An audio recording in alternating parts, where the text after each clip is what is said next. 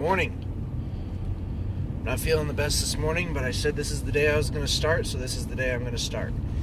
I don't know how long I'm going to talk for, but this is it. I'm Ben. This is my first real upload, vlog, talk, whatever you want to call it. And it's literally just me in my car on the way to work talking about life. That's all it is. It's just a little after 7:15 in the morning, and here we go. So I just left the house.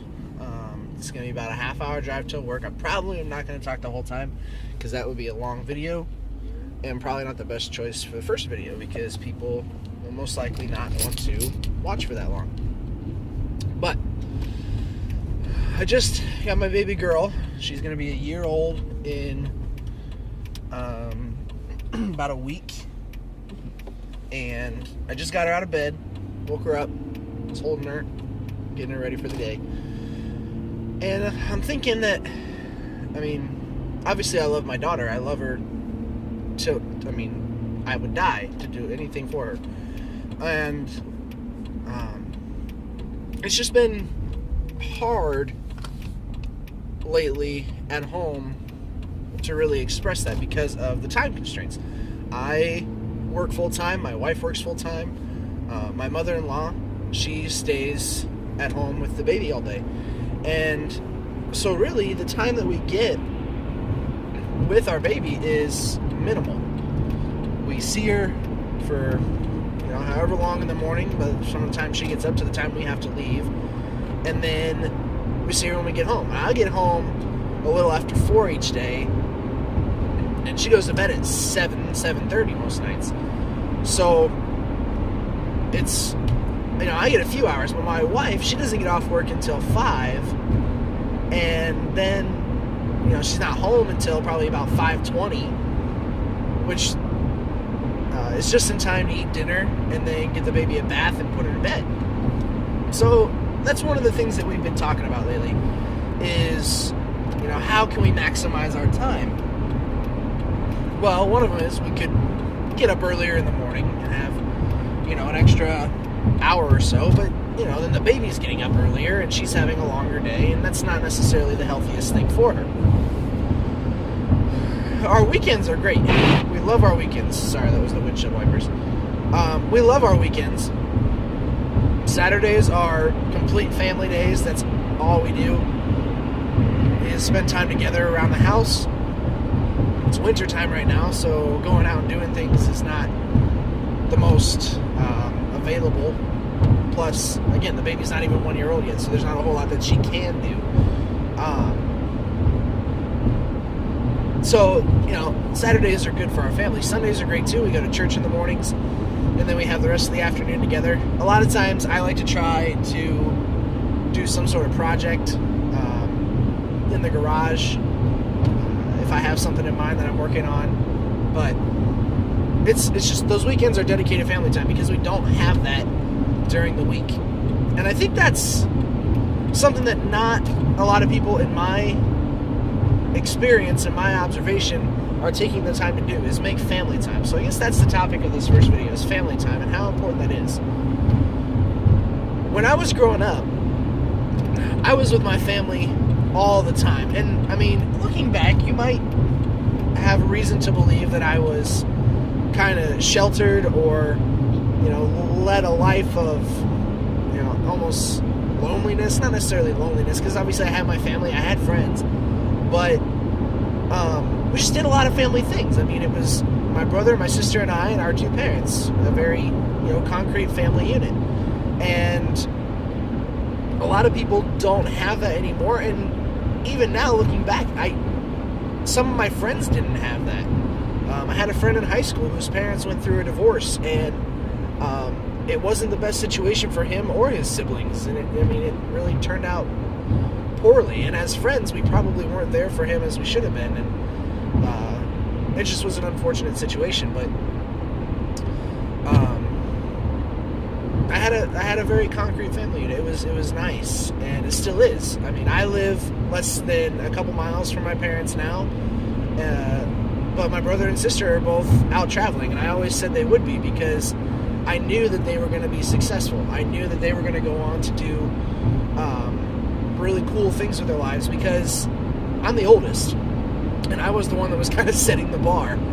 And for the first, 8, 9 years of schooling, I did set the bar educationally, academically, but that caught up with me.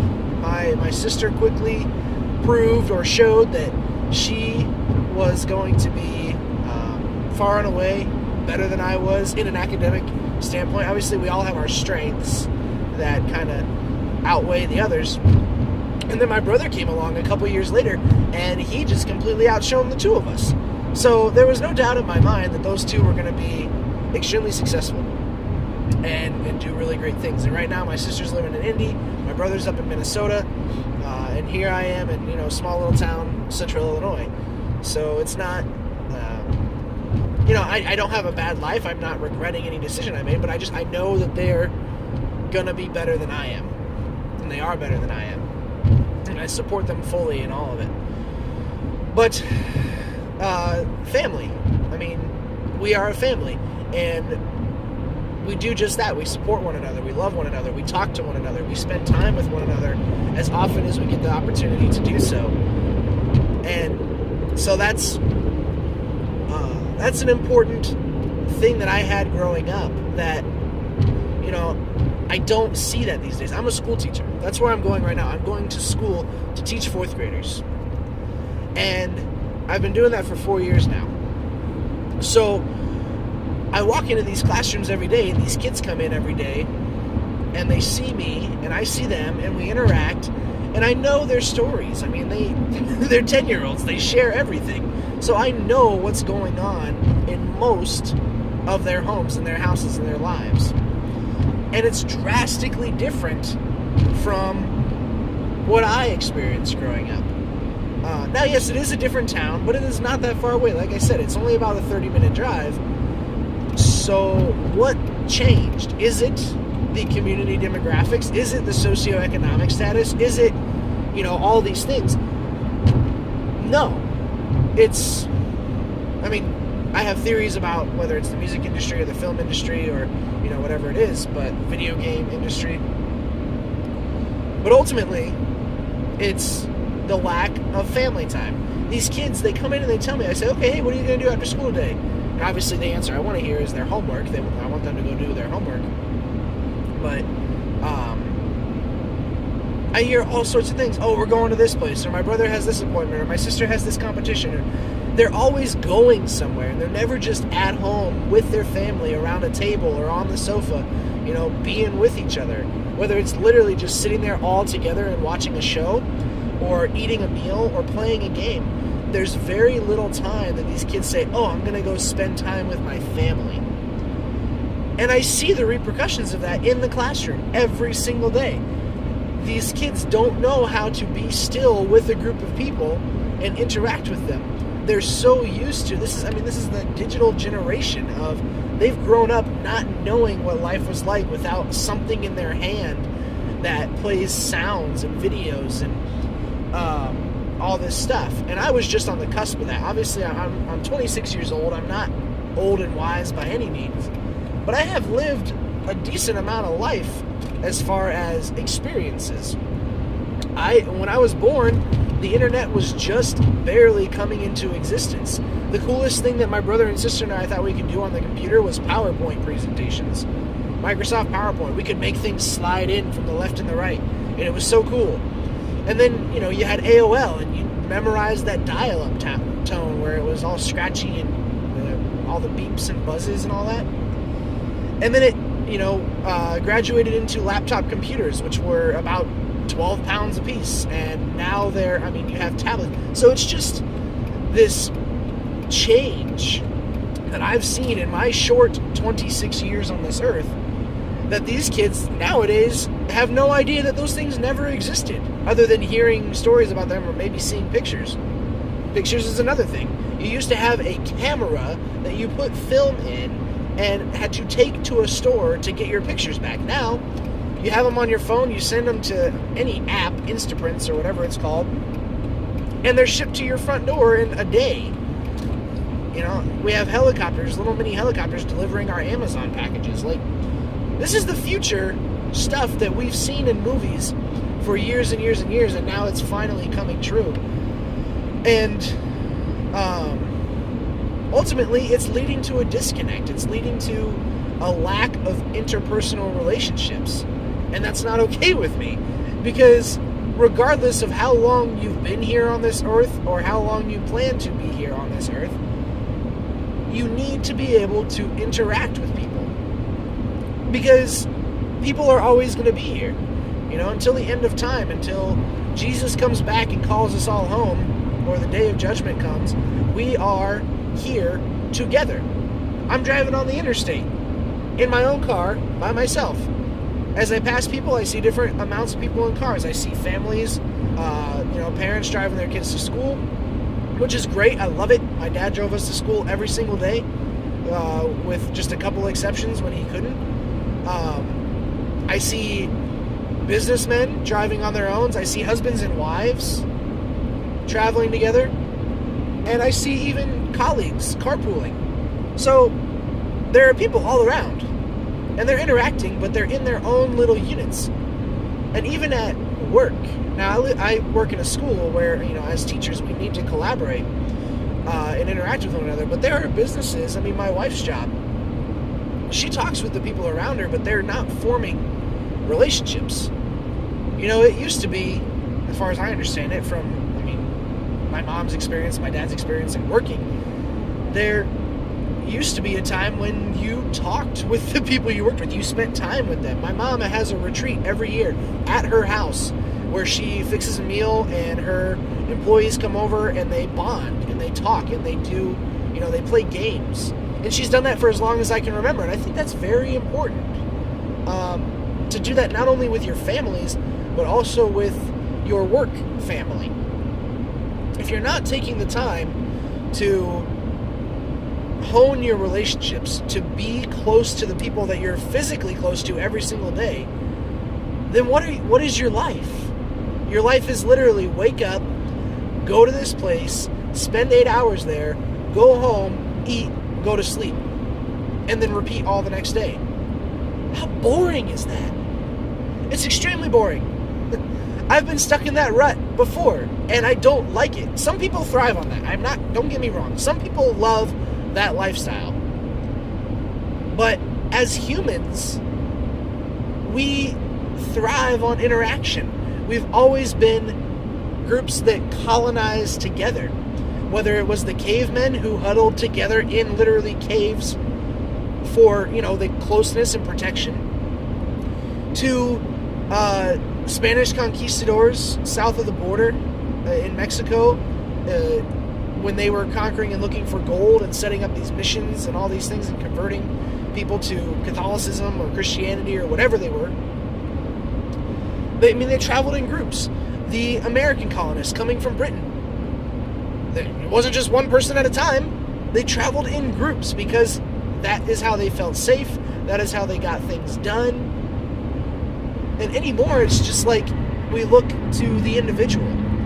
We look to the police officer or the principal or the boss or the president, for that matter, for what we're supposed to do next. We're looking to individuals and we're not working as a people. And I think that all starts with family. Back to the main point. That all starts with the family unit. If the family unit is not strong and these children aren't learning how to form relationships within their own family, then how in the world can we expect them to do it when they go to school, or when they graduate, or when they get a job? At some point, we're all just going to be a bunch of individuals. And that's great. Unique. There's nothing wrong with being unique. But I'm not saying we all need to be the same. This is a conversation I had with my students just yesterday. We don't all need to be the same because that would be boring. But we do all need to learn to work and cooperate and play and just talk with one another. Not to one another like I'm doing right now, not at one another where it's harsh and critical, but just have conversations. Understand that there's a mutual respect between one another, and the arguments will cease. The understanding will get better. We'll make more friends. We'll have more things to do that are, healthy and fun rather than out of obligation or necessity. So those are kind of some of the thoughts that have been running through my mind lately, and kind of all culminate when I think about what my responsibility is as a father to this baby, to this young child, who's growing up in a time that is constantly moving more quickly, where people are expected to get more done in a shorter amount of time. And, how do I combat that? As a person who loved his family life growing up and wants the same for my daughter and any future kids that may come along, and as a teacher of children, how do I combat that in the short amount of time I have a day? I have, 7 hours of time with these kids in my classroom every day, 5 days a week. And I have, like I said, about 2 hours, 3 hours with my daughter during the week every day. So for my students, that's, 35, 40 hours a week. They're at home or out doing their other things for the rest of that time. How do I, in that short amount of time comparatively, make the difference, make the point that they need to form relationships? Well, you lead by example. So that's what I'm trying to do, is lead by example. Make it a point that having strong relationships is so important that there's nothing else that they want to do. But we need to work together to do that as people, as human beings, as Americans, as Egyptians, as whatever we may be. We need to work together to form our relationships, not necessarily to get along and agree all the time, but just to have a mutual respect for one another, respect each other enough to disagree, to talk about things, to interact with one another, and to love each other. That's it. This is about going to be close to a 20-minute video. I hope that's not too long to entertain some of you, but those are my thoughts this morning. I'm going to do my best to upload 2 a day, 1 video on the way to school and 1 on the way home. Maybe there's some days that I won't have any content or anything to talk about, but I'm pulling off the interstate right now at my exit, and that's going to be the end. So I'll see you next time.